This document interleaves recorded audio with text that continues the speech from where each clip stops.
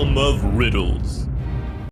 You are one astronaut among a group of 3 who are stopping at a hotel in space. Together, you book one room for the group at a price of 30 space credits. Each astronaut pays 10 credits to the robot assistant. Later, the assistant realizes the room should only have costed 25 credits, excluding the maintenance fee. The robot assistant needs to refund 5 credits, so the robot assistant gives 1 credit to each astronaut and keeps 2 credits for the maintenance fee. Now, each astronaut has seemingly only paid 9 credits each, which adds up to 27. Add the 2 credits the robot assistant kept, and you have 29 credits. Where did the missing 30th space credit go? Pause the video now to solve the riddle for yourself.